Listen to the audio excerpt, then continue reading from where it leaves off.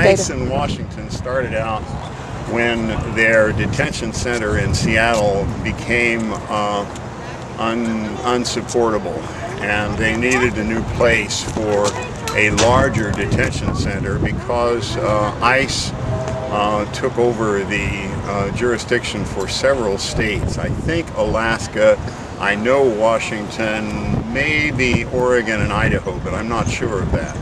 In any case, they had to have, when ICE was formed by the current administration, they had to have a new place to put things. So they first tried a town, I think they first tried Kent.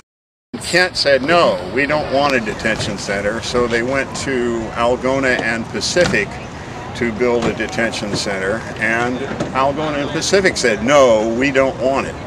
So they went over to the tide flats next to northeast Tacoma.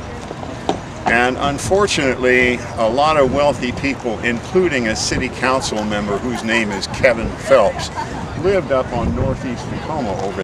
This thing is on top of a toxic waste dump called the Washington Natural Gas Tar Pits. The other toxic waste dump, these are both huge pollution sites for the Superfund, is the high-grade plant here.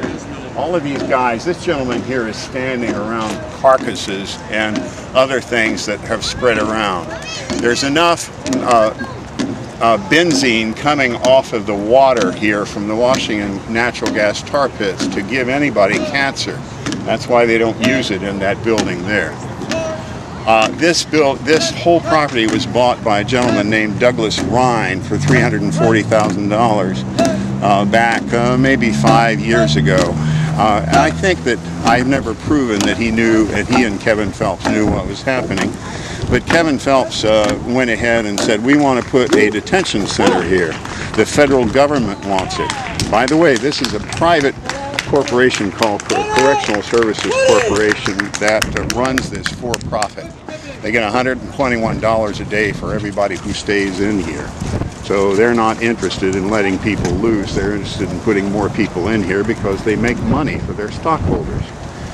So this guy that I told you, Douglas Rhine, bought this whole property for $340-some thousand, and then he sold it to Correctional Services Corporation 2 years later for slightly over nearly $4 million. And in that time he made $2 or $3 million by selling a toxic waste dump to a private corporation to build a detention center, which they did.